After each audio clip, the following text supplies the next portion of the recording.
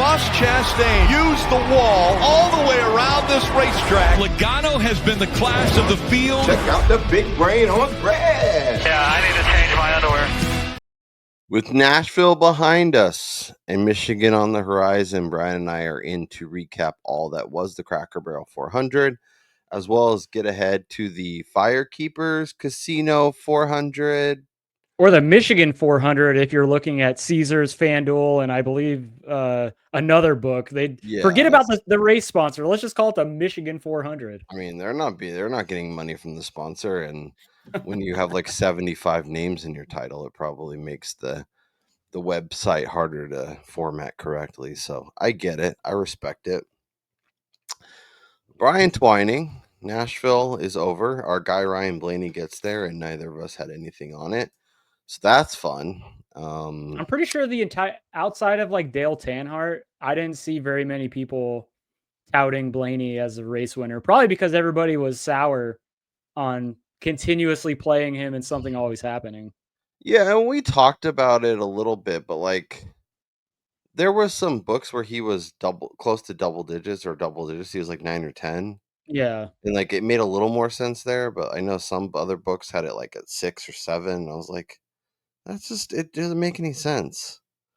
Yeah, and especially too, I mean, when you go back and you watch the race, once he found clean air, obviously he was the fastest car, but that's something that should be of no surprise to anybody. The person who's in clean air in this Gen 7 era is the fastest car. But prior to that, had they not made the 2-tire call when everybody else was taking 4, I don't think he gets there because you couldn't pass. Like everybody talk about, oh, Bubba and Larson, they made passes, blah, blah, blah. Well, no shit. Like their cars are better than the friggin' back markers and the mid-pack guys, so they better be making passes. But once you got to the top 10, passing was almost impossible amongst the cars that were all as good as they were in practice. And the top echelon dudes, you could not make a pass up there. Yeah, and the thing with Blaney too is it's never about speed. He's always got a fast race car. It's just something happens. Dumb mistake on pit road, engine blows up, tire pops off, like craziness ensues. So yeah, we obviously thought Blaney could do it. It just sucks that the number didn't match the expectation, especially after he started 15th. It didn't feel like like he was kind of the last guy that you could talk yourself into like potentially, if he did something right, get up there. But Logano is usually the guy that like does something crazy, and I thought he was gonna win. I even added him live. I was like, he's gonna win. This is gonna be stupid. No one's gonna like it, but Logano's gonna win, so I'm gonna get on it. And when he came out of the pit road on the front row, I was like, I mean, if you watch this show, you know how much I despise Joey in the betting space. And my heart sunk, and I was just thinking to myself, this mother effer. Yeah, Logano gets to the front, and Reddick's starting to fall backwards, and Brian's just having a meltdown. If you want to experience that live, along with other awesome tools, information, and whatnot, join our friends over at Win the Race. Really good NASCAR betting tools, sim tools, practice reports, and the aforementioned Discord where we have a lot of fun. We talk during the race, we get live bets going, all that stuff. So come hang out. While you're here, make sure you click that like button. Make sure you click subscribe. Nice little uptick over Sunday. Really appreciate everybody who tuned in. Hopefully you're coming back for more. The betting card did not turn out the way we expected. It was good for me. Not fun. Well, yeah, for me. Brian had way more success, which is pretty usual around here. But we appreciate everybody hopping on board. We're up to like 1275. It'd be fun to get to like 1500 by the end of the season. So if you have yet to click subscribe and you're here more than once or twice, please consider doing that. Costs you nothing. Helps us out tremendously. Brian Twining, I'll pull up our DraftKings lineups here, and we can run through them and give some thoughts kind of on the race, on the drivers, on all that stuff. I'll start with Carson Hocevar, who in a Spire car just continues to be awesome. Like, gets second in this race. At points, definitely felt like a serious contender. At other points, kind of felt like he was stuck, and maybe that's the more Nashville of it all. But Hell of a day for him. He was awesome, and really, really rewarded those who lined up to back him in DFS. I know he's popular, but he had a hell of a day. Hocevar is just, he's a gas masher, man. Any track where high speeds and being fast is going to be a benefit, I think he's going to be a true contender the rest of the year. And in the same exact way that we started to see Ty Gibbs kind of shine at this track type last year, Hocevar's doing that. But I think at another level that Gibbs couldn't even reach, where Hocevar has been a legit race winning car and contender now a couple of weeks in a row. Yeah. And now we head to his home track. Yeah, and it's interesting too, because like the thing that's really impressed me about Hocevar, and maybe you can say he still has a little bit of like, I don't know, dumb kid in him, whatever, pushes a little too hard too soon.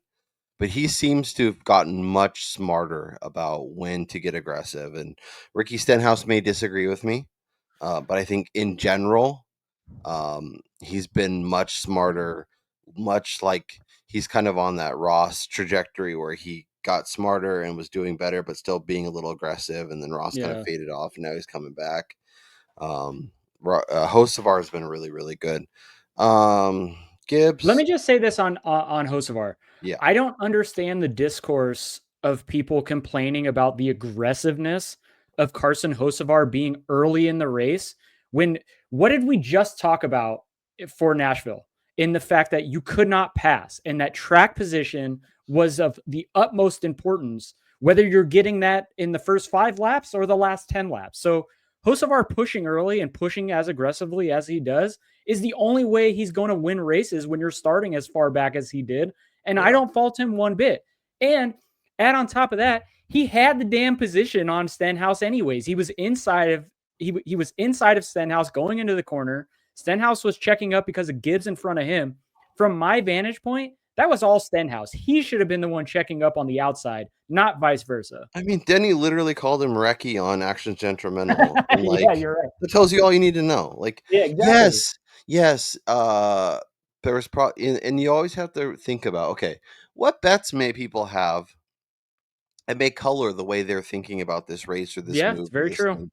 It's also interesting too when it's like your favorite driver, the guy you bet on, makes that move. You're really excited for him. And when it impacts your wallet, then you're like pissed off and whatever. So yeah, everybody's got their own whatchamacallits. Ryan Preece was a little underwhelming. I was really excited about him. RFK brought some cars to the track. I thought they'd be pretty good. And well, I think because he had an issue late. Yeah, it definitely impacted the end of his race. Yeah. Like there was points, but like I never felt like, even like when he started 19th, I thought he could maybe get like a top 10, and I never felt like that was ever in play. Mimigo was solid, not amazing, but solid. And when you're starting 32nd, even only finishing 16th, kind of, which is where he is traditionally in Nashville. That was a good result. This is our Blaney lineup, really good. Reddick obviously fell back a little bit. Briscoe was frisky for a little bit and then kind of did the chase Briscoe. And then Alex Bowman. I'm so done with the 48 car after the last 2 weeks. Last 2 weeks? You mean the last 2 months? Sure, that too. He just can't get a finish. He is just like looking awesome. He's basically Ty Gibbs on Saturday and then Sunday. Like, yeah, he looks awesome. He has fast. He's got the Hendrick car. His numbers make sense. Fire. And I took him in a matchup against Josh Berry, who was dog doo-doo all day, stuck in the back. And Alex Bowman, who's like 40 laps down, finishes like 3 laps behind, three spots behind him. I was so mad. Because I was right. So yeah. Done with the 48. There's a couple cars we're gonna mark off today. The 48, the 45. Maybe someone else. Taking one for the team. Yeah, I'm just we were both doing some math before the podcast about backing the 45 and how poorly. That's gone. So, and then like Heim time was clearly not it, and Gregson, Yeah. young Noah, what are we doing? Larson, it's okay. I thought because Wormy was talking on during the previous poll, and he said, "Where's Larson going to finish?" And I said 31st. And when he had that issue in stage 1, I was like, "Oh baby, here we go. He's going to finish like 30 something, and I'm going to look like a genius." And then he manages to get a top 10. He was never really compelling, and honestly, for what you had to pay to get him in your DraftKings lineups, I don't think he was worth a while. But it's interesting though, because like Larson brings nothing to the track, poor qualifying, starts 28th, has issues all day, and he still manages to get 8th out of it. That's just the strength of that team, and more specifically Cliff Daniels. Yep. And then of course I had Byron top Chevy, not Byron top 3 or top 5, which I mentioned in the AOP Substack, AOP podcast.substack.com, where Brian and I write up bets, thoughts, DraftKings picks, all kinds of stuff, grid rival thoughts. Of course, Tyler Reddick is one spot out of cashing our pick'ems. It's a whole thing. Tyler Reddick just taking money off our table and not letting us feed our families. It's crazy. I mean, look, neither of us were on Blaney in Nashville. He goes out and wins, and reverse psychology here. Yeah. Not going to play Tyler Reddick this week. There has been some very nice numbers that I was very tempted to grab, but you know what? I'm going to stay away. And he's probably going to go back-to-back in Michigan. He can't win. He simply cannot win. We did this last year. It worked out okay. I don't think he can win. He's done. Like, he's fine. Like, he's 7th or something, but I don't know. Bubba was impressive. We'll look at he didn't make it in any of our DraftKings lineups, but he had a really good day. He's someone I'm excited about when we turn the page. Dinger top 10. There was like a couple points in stage 3 where I was like, are we about to backdoor this Dinger top 10 and make our bank? And the answer was the no. one thing I will say about that is I think NASCAR may have missed their cheater car the previous week, and they got them in Nashville. And that's probably why, even with him essentially starting a lap down, he wasn't able to make up that time because he did not look anywhere near as fast as they did in Charlotte. Oh, interesting. And nor did Ty Dillon. Like, even Dillon was kind of parlay penalty. Like, okay, yeah, we did it once, we let it go. Did it twice. Maybe that's why the guy got his hard card revoked, because he's like tried to do it again. Yeah. And we had it should have been a great week because we both had Briscoe to win on the pole. And like obviously your week was a little bit better when we flip over and look at that, but it had all the makings. We even talked about this too. We're like, we had a great Saturday. Let's sit out Sunday. Nothing looks good. This is going to be a conveyor belt race. And then because it's a 4:00 race out here on the West Coast, 7:00 East. Oh man, yourselves in this stuff. So. I will just say, so as good as the gap in between qualifying and the start of the race was for our show and its show's numbers, the amount of time that we had to sit there and wait for that race to start, I can't even imagine what it was like on the East Coast. I was literally sitting in my office twiddling my thumbs for hours, just looking at numbers and as somebody who has a child.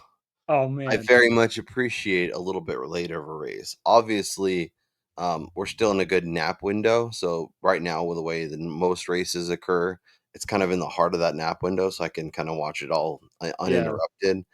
But it is nice to be able to take full advantage of a Sunday, go do stuff, take her to the park, whatever, come home, and then lock in. So I appreciate it out here on the West Coast. I'm sure the NASCAR fans back east that are going to bed at like 11 o'clock after the race don't love it quite as much, but I definitely. Not to mention the fact that with the amount of disqualifications that we've seen in post-race inspection this year, if you had money on this race, Yeah. how do you go to bed feeling comfortable about cashing a Ryan Blaney ticket? If your book is one of the ones that cashes on official results and not on, Yeah. it's really important to pay attention to those little things, and those little nuggets. But yeah, we get early practice, early race on Sunday. So that'll be interesting. We'll try and get the pod out a little bit earlier if possible.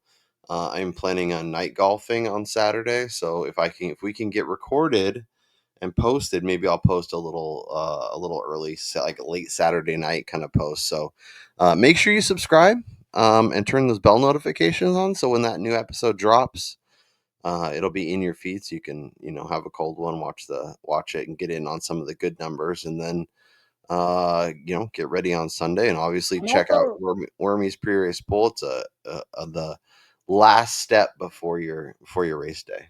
Yeah, and I also think instead of hitting the socials, I think I'm gonna start commenting on our Sunday video, any additions to the card that get made. I think So that's a that way good the idea. numbers don't get cooked or anything like that as fast as they do when you put them on social media. And you can also jump in the Discord, and then Brian will be dropping nuggets in there, and a lot of other Oh smart yeah. people will be dropping nuggets in there, and that's a great way to get into action too. But we appreciate everybody who's been commenting and dropping thoughts and dropping questions, and we try to get to as many as possible. We'll try and be better about that. But yeah, I think that's a good way. Is we'll kind of, especially when there's a little more time between the like recording and race, we'll try and jump back in Yeah. there and all that good stuff. So yeah, unfortunate day. I thought Willie B Top Chevy was going to cash. I got talked into Brad K by Chris Wormy. The Brad K, Kyle Busch, Army, every weekend, and I just most of the time I'm pretty good about avoiding it, but Brad Keselowski is Martin Truex Jr. last year. but he last week, if that goes 700, if the Coke 6 is Coke 7, I think there is a discussion that Brad maybe wins that race. But does he really? I think there is, but I mean, you're gonna tell me to bet Tyler Reddick, and you're telling me that Brad Keselowski can't win. I mean, they're both in the same bucket where they're just doo doo, baby. Yeah. But let's look at Brian's car because it's a lot more fun. Oh, and then I fell for his trap. I guess I should have put the L here too, because that didn't count. What did I say about that market right there? It was You were right. going way over, which I'm pretty sure the race ended at 128 point something or 129 point something average speed. So Yeah, but as we talked about before the show, if that stage 3 is a lot closer to stage 2, then yeah.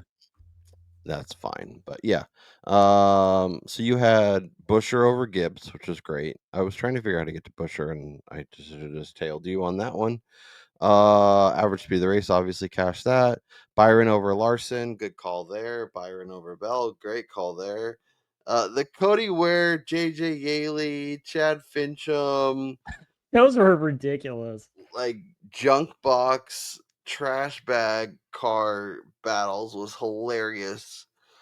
And like the 20-minute discussion on Wormy's previous poll about these like jabronis that we always just skip over was incredible. Well, let me just Um, say too, that was honestly the most intriguing matchup of the race. The fact that I was monitoring how many laps down JJ Yaley was, and then there was a moment in the race when Cody Ware actually went a lap down after Yaley had gained all of his laps back and gotten on the lead lap yeah. because of those cautions all in succession in stage 2. Like the sweat on that for some people in the space, I know there were a few people that had significant amount of money on that Ware versus Yaley matchup. Yep. I can't even imagine how stressed those guys would have been. Well, and it's not like the broadcast is showing anything. You have to go into Exactly, yeah. find the driver camera or like wait for the ticker to update.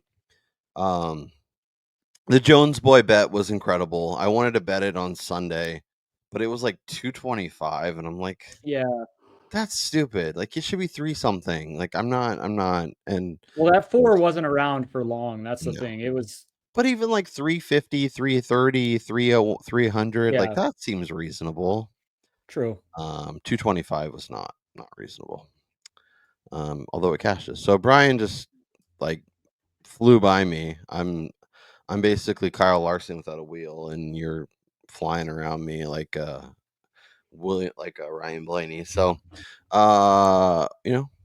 couple races here, couple races there. We get a few bets. We get to see what happens, all that good stuff. Before we transition, start talking Michigan, talking about our bets, is there any final takeaways from Nashville? Any thoughts? Anything that that you're either excited about, or do you want to just punt it off the face of the earth, or what do you want to do? Yeah, there's been a lot of discussion about whether it's the car, the tire, like what is wrong with the racing product on Yeah, track right now. And for me, I don't know if it's necessarily the car. I know aero blocking is absolutely horrible, but when you had Ryan Blaney running 2/10 maybe slower laps than guys who just pitted on 50 plus lap older tires this last weekend in Nashville, I think that's the issue right there, is that on these intermediates, I know originally the racing was incredible, but we've kind of seen it this year. Even Kansas was kind of boring when past years it was the best race on the schedule. We need a softer tire at intermediates too that allow us to get where, or as we've mentioned before, they need to eliminate stage break cautions and just let guys race, which then opens up the ability of guys to run extremely long, run a fuel tank out, and not already have a set strategy and not allow teams to differ in strategy. Like yeah, right now, there's only basically one way that you can go about planning out a race. You can't say try to two stop a stage while somebody does a one stop. That's not possible in the current, with everything combined, the tires, the stage lengths, and all that stuff. yeah. I mean, we talked about like the stage lengths just all being the same screws things up.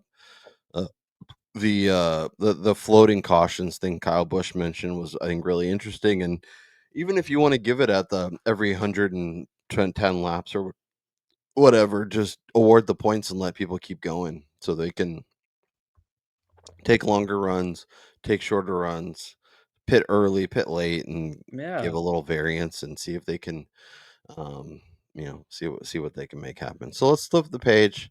Let's talk Michigan. The betting board came out yesterday. We got real excited. We probably got a little over our skis, but we'll see it. We'll see how it pans out after practice and qualifying and everything. So Oh Denny no, Hamlin. we hit the CLV casino. Oh yeah, which is famously worked out amazing for us. It's we have this bankroll of CLV that we can't do anything with. We haven't figured out how to cash it in. So if you figured out how to cash in your CLV, please let us know. Internet points have not come to fruition for us, but Hamlin, Larson are kind of co-favorites depending on where you look. Then Blaney, then Reddick, then Byron, and then Bell, and then kind of a next tier. So um anything standing out among the elite guys? Anybody you're particularly drawn to besides Tyler Reddick? Obviously, shop the numbers. There is a little bit different differentiation elsewhere. I'll pull up the overall odds on another screen in case there's something egregious. Yeah, in this range, there's not. I mean, there really isn't anybody that I'm running to bet on here, especially when you have so many guys open up this short. I, Yeah. I mean, Larson at 550, that seems crazy in this package when you're talking about just overall speed. I know Nashville he wasn't great, but Nashville does not correlate whatsoever here to It's its own Michigan. animal. Yeah, so I don't take too much from last week there, because when you go back and you look at every other intermediate of the season, Kyle Larson's been one of the fastest, if not the fastest car, almost every time we go there. So Yeah. I don't hate jumping on Larson now, knowing that his number is not likely to get longer, in my opinion. No, you can get 6 at Fanduel, and he'll be 350 at race day, and you'll have your CLV, and then he just actually has to come through. I Yeah. will say it's a good week if you're a NASCAR/golf fan, which there seems to be a little crossover in a lot of spots. Rory's playing up in Canada and has a chance to dog walk that field, and is that a pretty decent number? So you could take Rory and Kyle Larson and kind of parlay them together and get a fun sweat potentially on Sunday.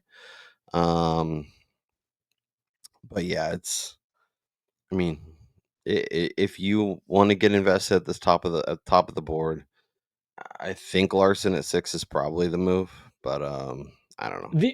The only other two guys that I'd be considering, we've been doing this all season, is the guys at the back end of this favorite group. William Byron, he's going to qualify well. He's probably going to qualify on the front row, if not grab the pole.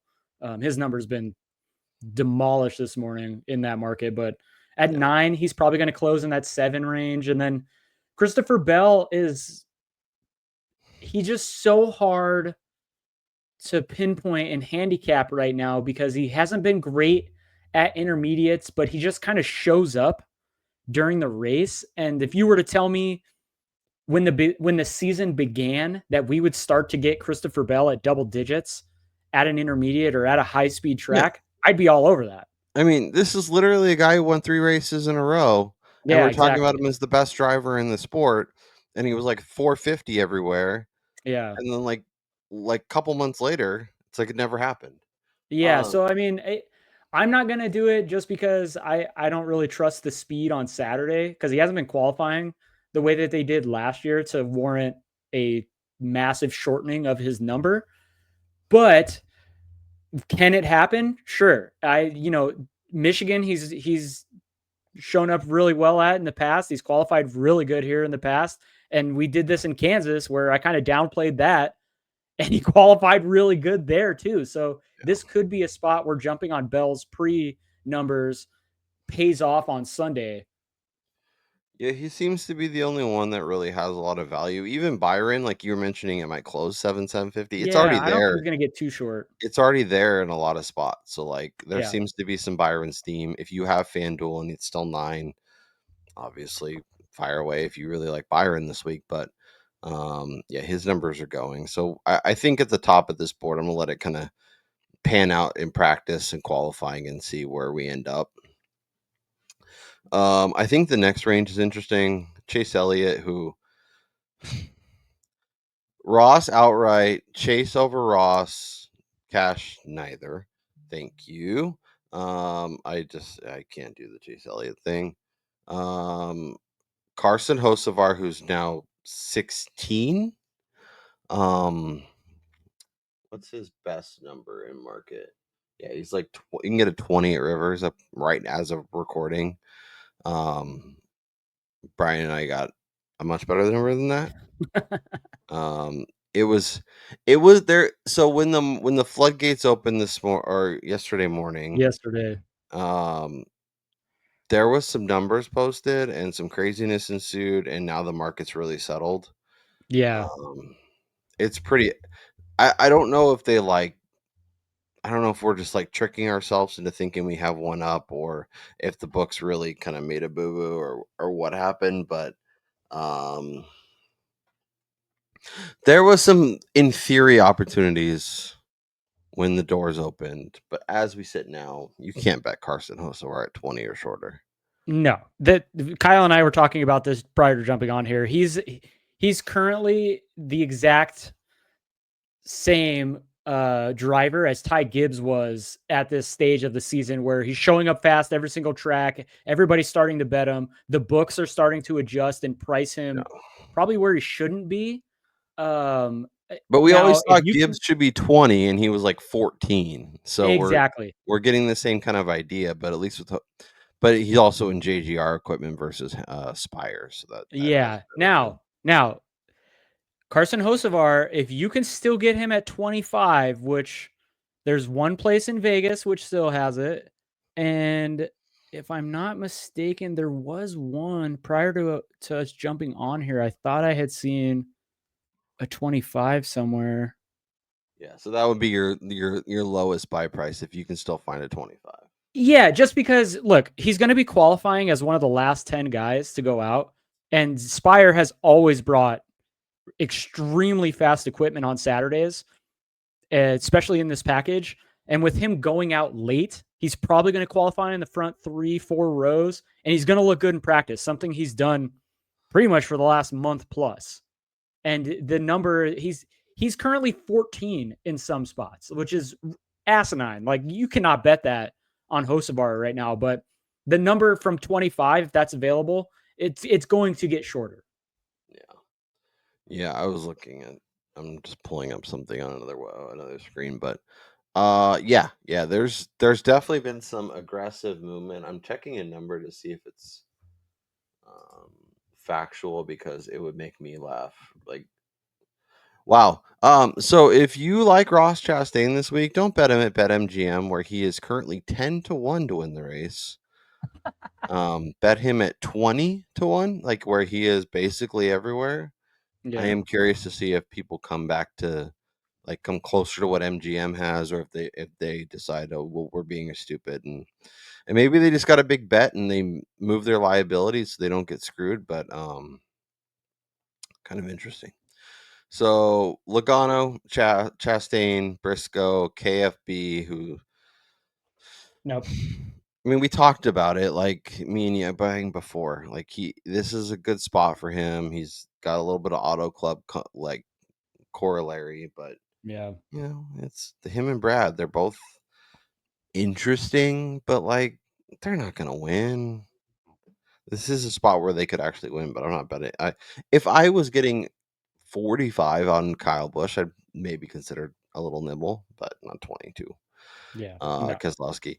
Bubba Wallace is going to go on the card. He's not going to go on the card at 22. I think I can get, what's the best number I can get? 28. I guess there's a 28 Yeah. at DraftKings. I got it for you. I'll put it in the sheet. Thank you, sir.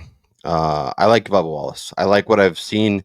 Obviously, his teammate won here last year. I think whatever was going on the last few weeks, I think maybe they figured that out in Nashville. They obviously had legit speed. Well, and that's the thing too. He's been fast. It's very similar to Alex Bowman, where they've been fast. Yeah. They've just ran into issues during the race. And mind you, Bubba Wallace also got caught speeding on pit road this last week in Nashville and still came home where he did. So clearly that team has the speed to compete up front. It's just whether or not they can put together an entire race. Yeah, which has always been the question with Bubba, but this feels like a good spot for him.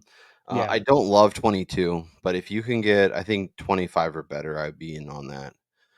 If you want to get a little Bubba in your life. Josh Berry, Alex Bowman, Ty Gibbs, Ryan Preece. I mean, like the who's of what are we do's? Anybody, before we get into like the real long guys, anybody kind of in this, like, we talked to a few of these guys, but anybody in this group that you're like excited about, potentially interested in adding, keeping an eye on practice and qualifying, and if you can get something similar, firing anybody that like really tickles your fancy from this range. Obviously, we talked about it, Bubba Wallace. I do think that there is some value on Christopher Buescher, but I don't know. I just have such a hard time playing. Like, again, he's similar to Bubba. Like, they should be priced the same. And I'm not going to play 22 or 20 on either of them. Yeah. But if you can get closer to that 30 spot on Buescher, I don't mind entering at that number. And then this is going to sound gross. Like, I do this every single week. Like, I'm not going to play it, but I do think that this is a spot where if he's ever going to perform well, Ty Gibbs could show up fast, because in all three, or at least in the last two, he's been one of the fastest cars in both of those Michigan races, whether he was in the 45 or the 54. And so, or maybe he ran the 23 here. I don't remember, but Gibbs might show. He's shown up fast. Mm-hmm. It's just a matter of whether or not the same thing, like race day, he plummets down the running order. And this week he's kind of behind the 8 ball with an early qualifying spot too. Yeah, but at least he's 40 something to 1. Like there's a 42 at Fanduel. Like that's a little more digestible than 22, 25. Yeah. Buescher should be like you said, 30, 35. Yeah, he should be the same price as Bubba. Like neither of them should be priced at 20. I'd much rather look at like top 4 for him, top 5 for him. That kind of feels like where he makes sense to get in early. And if he comes out as a rocket and he's going to go to like 16 or 18 at the most, he'll probably be 20. Even if he puts it on the pole, I'll wait. I feel like his Now, ancillary markets will move off of incredible practice and qualifying effort. yeah. Longer shots. Priest, Eric Jones, that Jones boy fast. And boy did his numbers move fast. So Sure did. Yeah. 60? No. Yeah, I need to be like 80, right? Now, honestly, at 60, you're still not having to lay down much. Yeah. And trying to look at this Yeah, like if he objectively. comes out and does what we expect, there's a potential that he's like 35, 40 to win. Yeah, he probably gets So shorter than this so for sure. grabbing 60 is fine if you really want some Jones boy on your card. Yeah. He might be also somebody like top Toyota that could make some sense but some of It's those got to be the numbers, right price, though. yeah, some of those markets get wonky, especially when there's only Toyota has so few cars. But yeah, if you want to put like $5 or $10 on Jones boy at 60, I don't hate that. Now, when he opened again, as Kyle said yesterday, when lines dropped, he was honestly the first guy's number that I was looking at or hoping to see, and sure enough, we got triple digits. That moved rather quickly. Both MGM had that, and then offshore, we were able to get that. But the speed that he's shown the last couple of weeks and kind of at times already this year in this package has been impressive. And the fact that he's going to be qualifying much later than he has recently, yet still getting decent starting positions. As Kyle said, I could definitely see this spot, even at 60, getting closer to 50 or 40 come Sunday morning. Yeah, like I'm gonna add him, just not like a ton, but MGM has a 60, I think. Let me just make sure it's still there. Yeah, Oh, MGM he's has 65 at ESPN. 65 at ESPN. That's what's going on Yeah. the card. 66 at 365, though. All right, I will take that extra point. 66. This is why you shop, people. Yeah, like you can especially for someone like him, get as much juice as you possibly can. 100%. All right, let's see. So I'm gonna put. Yeah, I like I said, I prefer, obviously the triple digits are long gone. 80 is much more compelling. 60 is fine. I'm not betting anything below that, I don't think. Yeah. All right. Because I mean, the likelihood of him winning is not good. No. Considering he's won 1-2 races his entire but career. Legacy seems to be getting better. We talked a little bit about it the last couple weeks. Any other long shots that you're potentially interested in? I don't think so. I don't think there's anybody that's, usually when I'm looking in this range, it's guys who are going off late in qualifying who I expect to get some CLV, which doesn't mean shit. But, it's guys that I expect to see the number get shorter and that I'd be much happier sitting on. But this week, I don't see much value in this range. Well, it's weird because some of the guys like Carson Hocevar that we used to kind of look at as potentially to pop in that range are obviously much shorter. Eric Jones was one of those guys that we were kind of excited about. The RFK boys, they're always interesting here, but they opened to shorter because the books are figuring stuff out. So it's just hard to really get excited. So I have Wallace at 28 on the outright card and Jones at 66. Brian has Wallace at 28. We'll look at a couple of their ancillary markets. If you have specific thoughts, leave questions in the chat or in the comments rather, and we'll come back. We'll try and check in, once or twice a day and answer any questions you guys have. If you find stuff you like,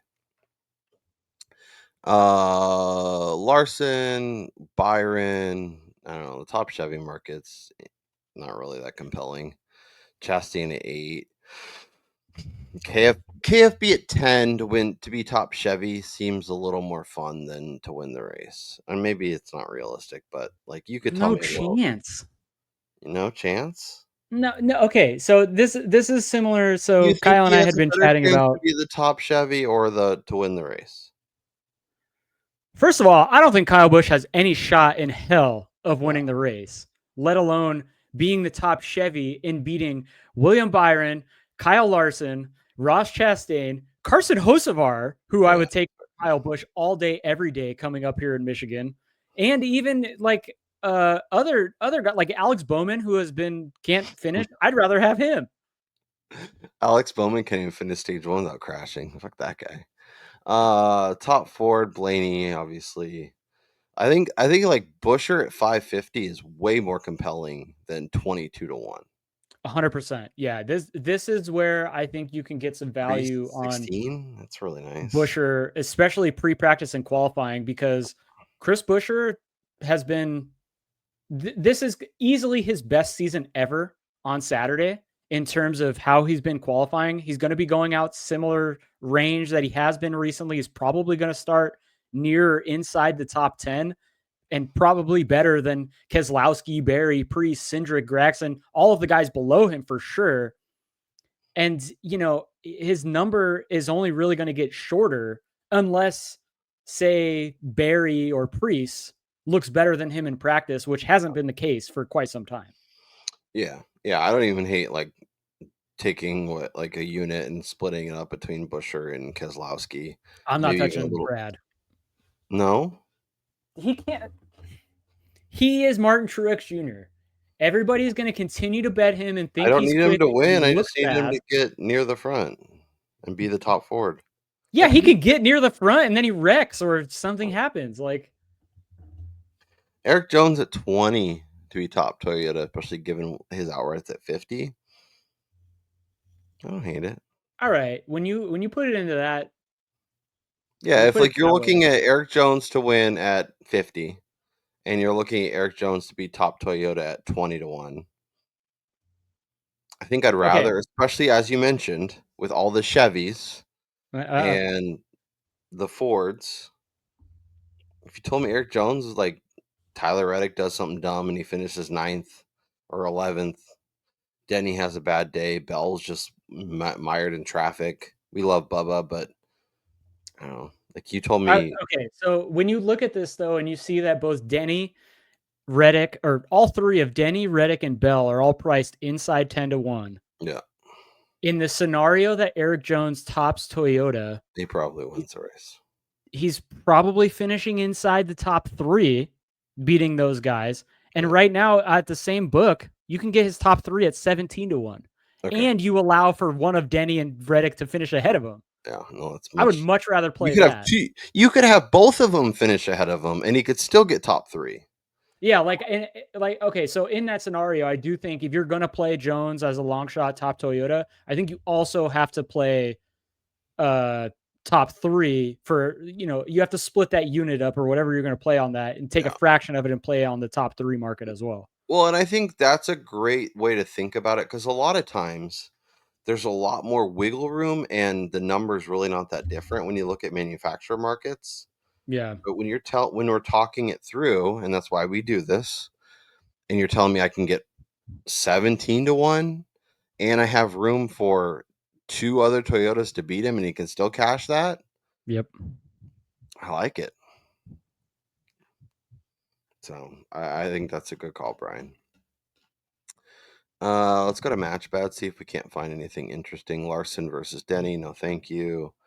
Kez versus Logano, whatever. And then Busher versus Bubba. Yeah, I don't want to touch those. So far, the only matchup that I've seen value on, I mean, everybody's kind of different in these markets. Is at ESPN, it's Bubba Wallace versus Chase Briscoe, which a lot of it is predicated on not only where they're going to be going out and qualifying, but just overall strength of their cars in this package. And, regardless of finishing results, Bubba is better in the intermediate package traditionally than Chase Briscoe. What about Hocevar versus Chase Elliott? Man, I can't. Chase Elliott may not. You could fade. You said you'd want Bowman over Kyle Busch. Here it is at 1-105. You're welcome. I can't really trust either one. Oh! No. What I said was I would play Bowman ahead of Busch in the top Chevy market. If you gave me a stage 1 bet, I would bet Alex Bowman. But if you give me he has to make it out of stage 1 into stage 2, I would take anyone out. Yeah, that's the thing. Fincham. Yeah, exactly. So that's why that one's a little bit hard, especially before we see the cars on track. Yeah. Although I do like the -105. I don't really hate. Yeah, the one thing I did mention to you yesterday, and I still kind of believe it, is if you like Reddick this week, there's some really juicy plus matchups against other elite drivers that you could just grab and put in your pocket, and then in theory, he's probably going to finish between 4th and 8th and not really contend for a win, but maybe he beats a couple of those guys and you end up having a really nice day because of it. Okay, Brian, I think that is a good stopping point unless you have something else you want to make sure we look at before we log out of here.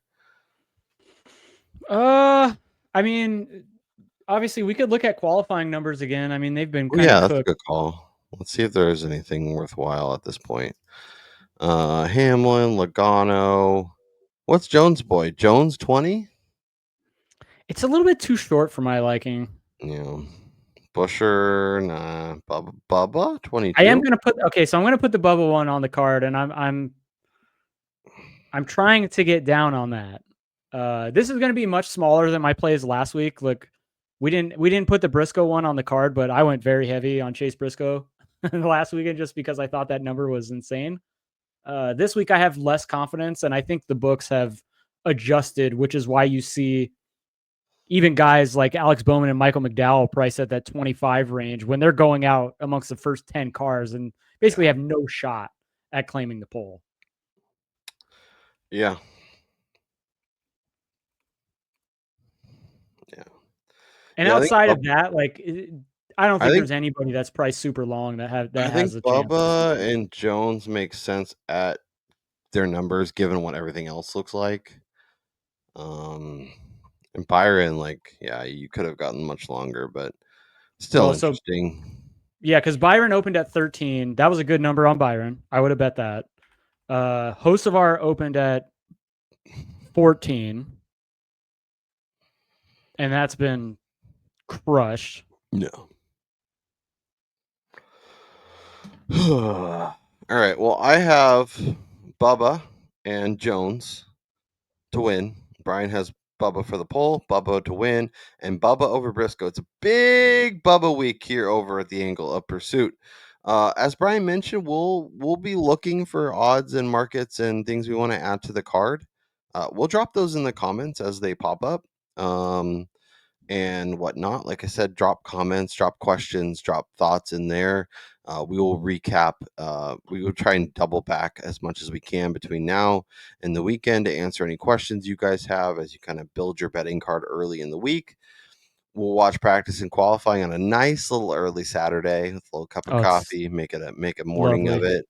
Hopefully record around lunchtime and hopefully have it in your feed as kind of like a late evening watch along. And then, like I said, if you hit subscribe, choose that little bell notification, you'll know when it hits your feed and you can check it out. If you want a little Saturday night after the kids go to bed or whatever, definitely want to do that. Get in on our DraftKings thoughts. We'll have some grid rival stuff. We'll be working on the newsletter, all that good stuff. That's Brian Twining. I'm Kyle Robert. Smash that like on the way out if you've yet to do so. Click subscribe. Go check out our friends over at Win the Race. Go check out Grid Rival AOP 25 $100 match 100% match deposit up to $100. Go do that. Enjoy the rest of your week, and we'll talk to y'all next time.